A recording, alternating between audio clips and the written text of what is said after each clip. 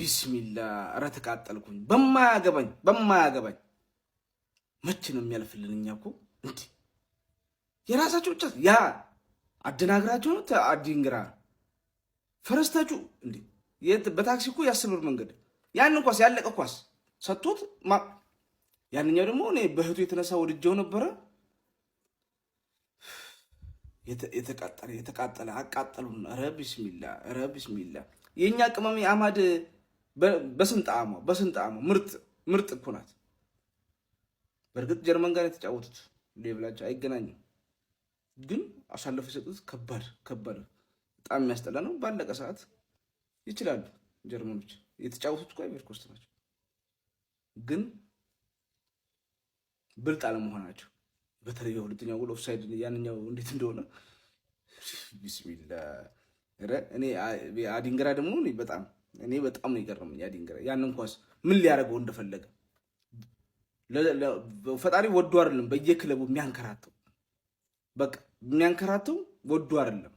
እውነት ነው የምላችሁ። የአይቨሪ ኮስት ደጋፊዎች በጣም የሚያሳዝን ነው።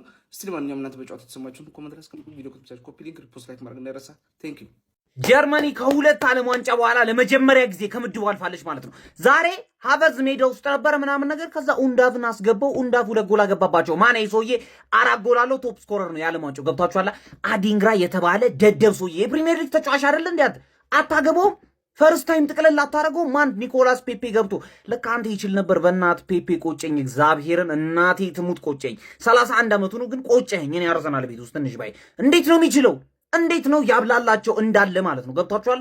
በጣም ነው የሚችለው። ሜቻ አንተ ዛሬ በጣም ኩክ አድርጓችኋል። ገብቷል? ይሄ ልጅ ማለት ተከታታይ ሁለተኛ ጌሙ ሳየው በጣም ነው የሚችለው። በጣም ፍሎሪያን ቨርትዝ የሚያምር እንቅስቃሴ እያደረገ ነበር። ኪንግ ጋይ ኦፍ ኮርስ ኪንግ ካይ ነው። ገብቷል አይደለም? ግን ኡንዳፍ ገባና ይሄ ደግሞ ሌላ ነገር ነው መሰለኝ። የሆነ ጎበጥ ያለ አጥር ያለ ሰው ነው። ቅርቅር ነው የሚያደርገው። ምንም አይሰማም። ገብቷል?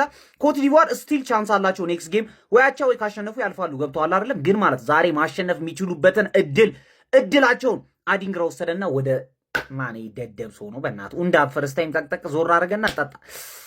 በጣም ይችላል ማን ነው። ኮትዲቫር ምን ነው እንደ ሀገር እኮ ነበር እንደ አህጉር ነበር እኮ ስንቋጥር የነበረው እንደ አህጉር ማን እኔ ሁለተኛ የአፍሪካ ሀገርማ ሁለተኛ ፈርስት ሃፍ እንደዛ የሚገርም ፐርፎርማንስ ከነ ማዱኬ ሁላ ገብቶልሽ ዛሬ ማንዬ ወጥረሽ ነበር እኮ ፈርስት ሃፍ ልክ እንደ ሴኔጋል። ሁለተኛ ግን በፈርስት ሃፍ የአፍሪካ ሀገር ካመንኩ ሞቻለሁ። በቃ እኔ ፈርስት አሳምናችሁኛል እኮ እቺ ከዚህ ከአፍሪካ ሄደችው አጉር ነች እያልኩኝ አገር ነች እያልኩኝ ምን ነው በእናትህ ምን ነው ይሁን። ኤኒዌይስ ከምድብሽ ታልፊያለሽ አይደል? ታልፋለሽ። ኢኳዶርና ያቺ የተመታች 6 ጎል ያዘነበችባት ጀርመን 6-7 ጎል ያዘነበችባት ጀርመን መሄዳቸው አይቀርም። ታልፊያለሽ፣ እንወጥራለን። ከምድብሽ እንኳን ካለፍሽ ቀጣይ አይታወቅም የሚፈጠረው ነገር። ወይኔ አረ እድል አይቬሪ ኮስት፣ አረ እድል አይቬሪ ኮስቶች የተሸነፉት ሽንፈት ልብ ሰባሪ ሽንፈት፣ አስቀያሚ ሽንፈት። ባለቀ ደቂቃ ምርጥ ተጫውተዋል፣ ምርጥ ነበሩ። ከአፍሪካ አይቬሪ ኮስት ምርጥ ቲም ነው ከሞሮኮ ቀጥሎ። ነገር ግን እዛ ጋር ያለቀ ኳስ ስቶ የእድል ነገር መጥቶ ገባ እዚህ። ይሄ እኮ ነው ልዩነታችን የአውሮፓና የአፍሪካ ሜንታሊቲ ነው። በቃ ዊኒንግ ሜንታሊቲያቸው እነዚህ ጣሪያ የነካ ነው። that's what happens winning mentality wins today። እዛ ጋር አዲንግራ የሚባለው ልጅ ባዶ ጎል ቢመታት የምትገባ ጎል ነው የሳተው። ነገር ግን አይቬሪ ኮስቶች እንግዲህ ተስፋ አላቸው ስቲል። ጀርመን ግን ቀጥታ አልፋለች። ስንተኛ ቲም ናት? 3ኛ ቲም ናት መሰለኝ፣ 4ኛ ቲም ቀጥታ ያለፈች። ዋው የሚገርም ጨዋታ ነበር ይሄ ዓለም ዋንጫ። በቃ የሚያስደምም ዓለም ዋንጫ። ይሄ ልጅ ምን እንደሆነ አላውቅም፣ ከየት እንደመጣ አላውቅም፣ ግን የሚገርም አጥቂ ነው። ቅያሬ አሸንፏል። አዲንግራ ግን በመድኃኒዓለም ደንጋራ ነው። አዲንግራ ሳይሆን ሰው ቁርጥ ቀርቦለት አዋዜ ሚጥሚጣ ቀርቦለት ቆይ ስናፈጭ ላምጣ ብሎ ይነሳል። ይሄን ፍልል የሆነ ተጫዋች ጽድት አድርጎ ነው ፔፔ የሰጠው እኮ። ከዛ ገና ሊያጥፍ ይሞክራል፣ የሚመታ ኳስ ሊያጥፍ ይሞክራል። ብቻ ግን ናግልስ ማጨንቅ ብሎት ነበር። ይኸው ሰዓት አልቋል፣ በዚህ ወጣ ምናምን። በጣም አይቮሪ ኮስት በጣም አስገርመውኛል። ሊድ አድርገው በጣም ረጅም ጊዜ ቆይቷል። ግን ያው የምታዩቸው የናግልስማን ቅያሪ ዴኒስ ኡንዳቭ ኢንሴን የሆነ ሁለት አጨራረስ አሳይቶን ታድጓቸዋል። አሚሪም አብሮ ተቀይሮ ገብቶ ግን በስመ አብ አይቮሪ ኮስት የምር አማድ ዲያሎ አክሩቶኛል። በጣም ጥሩ ተጫዋች እንደሆነ ዲያሞንዴ በጣም ፒስ ነበር ለረጅም ደቂቃ እንግዲህ የሆነ ሰዓት በቃ እግሩ ከዳው፣ እሱንም ተቀይሮ ወጣ። ግን የምር ተስፋ አላት አይቮሪ ኮስትም እንደ ቲም። እስኪ ጀርመኒ ግን ጥያቄ ምልክት በጣም አጭሮብኛል። ወይኔ አይቮሪ ኮስት፣ ወይኔ ኮት ዲቯር አሳዛኝ ተሸናፊ 94ኛ ደቂቃ ፈርስት ሃፍ እየመሩ ማኑ ምርጥ ቡድን ያንዱ ማንድ የሚባለው ሰውዬ ራሱ ማኑ ገና ኳስ ሲይዝ እንዴት እየተሯሯጡ ደብል አፕ እና ትሪፕል አፕ ለማድረግ እንዳይመጡበት ፈርስት ሃፍ አግብተው ወጥረው ነበረ። ከዛ ኡንዳቭ የሚባል ሴጣን 60 ደቂቃ ላይ ተቀይሮ ገባ፣ 68 አቻ አረገ። ከዛ ባለቀ ሰዓት ልባቸውን ሰበረው 94ኛ ደቂቃ ላይ ማኑ በእናት ፔፔ የሆነ ሰዓት ላይ ሸንሽኗቸው ወይኔ አዲንግራ የሆነ አዲንግራ ብቻ በኤ የሚጀምር ሰውዬ ማኑ እዚህ ጋር ፀጉሩን ቀይ የሚቀባ ማኑ አንተ ዶማ ነህ በቃ ገባ አንተን ያስበላቸው አትመታውም እንዴ ምንድነው አቆም ኧረ ላሽ አሳዛኝ ተሸናፊ ኮት ዲቯር። እመኑን ግን አፍሪካ ቡድኖች ተቀይረዋል ነው በቃ ዲፈረንሱ እየጠበበ ነው።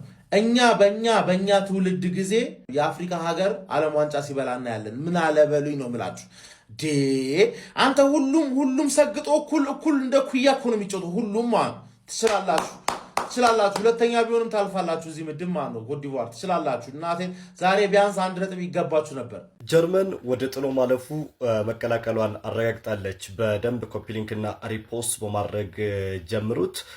በዓለም ዋንጫ የምድብ 5 ሁለተኛ ጨዋታ የ4 ጊዜ ሻምፒዮኗ ጀርመን ኮት ዲቯርን 2-1 በሆነ ውጤት ማሸነፍ ችላለች። ኮት ዲቯር አስቀድሞ ነበር 30ኛው ደቂቃ ላይ በፍራንክ ኬሲ ግብ አማካኝነት 1-0 ለረጅም ደቂቃዎች እስከ 68ኛው ደቂቃ ድረስ 1-0 ሲመሩ ነበር። ኮት ዲቯር ወሳኙን ድል ለማስመዝገብ ተቃርባ የነበረ ቢሆንም 68ኛው ደቂቃ ላይና 94ኛው ደቂቃ ላይ ተቀይሮ የገባው ዴኒስ ኡንዳቭ ባስቆጠራቸው 2 ግቦች አማካኝነት ጀርመን 3 ነጥብ በማግኘት ወደ 32 ዙር መቀላቀሏን አረጋግጣለች። ይህ የጀርመን ብሔራዊ ቡድን አጥቂ ኡንዳቭ በዓለም ዋንጫ 3ኛ ግቡን ነው ማስቆጠር የቻለው። እንዲሁም ደግሞ የጨዋታው ኮከብ ተጫዋች ተብሎም ተመርጧል። ብዙ የመሰለፍ እድል አይሰጠውም፣ ግን ደግሞ ሲያገኝ እድሎች የሚጠቀምበት መንገድ በጣም አስደናቂ ነው። ኡንዳቭ ትናንትም ለጀርመን ብሔራዊ ቡድን በወሳኝ ሰዓት ደርሶላቸዋል። እዚህ ምድብ ላይ የተከናወነው የኩርንሳኦና የኢኳዶር ጨዋታ 0-0 ተጠናቋል። የኩርንሳኦ ግብ ጠባቂ 15 ሴቦችን በማድረግ አዲስ ሪከርድ ማስመዝገብ ችሏል። ይቺ ትንሽዬ ደሴት እንግዲህ በዓለም ዋንጫ ትንሿ ሀገር ነች። የመጀመሪያ ታሪካዊ ነጥቧን አግኝታለች። ለመጀመሪያ ጊዜ ነው እየተሳተፈች የምትገኘው። እዚህ ከጀርመንና ከኮት ዲቯር ምድብ ላይ ትገኛለች። ምናልባት በቀጣይ እንግዲህ ከኮት ዲቯር ጋር ነው ጨዋታው የምታከናውነው። በምድብ የመጨረሻ ጨዋታ ላይ የምታሸንፍ ከሆነ ወደ ቀጣይ ዙር ማለፏን የምታረጋግጥበት እድል ይኖራታል። ግን ሌሊት ላይ በጣም ያልተጠበቀ ውጤት ከኢኳዶር ጋር አስመዝግባለች። 15 ሴቦችን እንግዲህ ግብ ጠባቂያቸው በማድረግ አዲስ ሪከርድ አስመዝግቧል። የዓለም ዋንጫ እንግዲህ በድራሞች ታጅቦ አሁንም እየተከናወነ ይገኛል። እኛም የዓለም ዋንጫ መረጃዎቻችንን ወደ እናንተ ማድረሳችንን ቀጥለናል። በደንብ ኮፒ ሊንክና ሪፖስት አድርጉት። ለቻናሉ አዲስ የሆናችሁ ደግሞ ፎሎ በማድረግ ቤተሰብ ሁኑ። በየጊዜው አዳዲስ መረጃዎችን ታገኛላችሁ። ይመቻችሁ።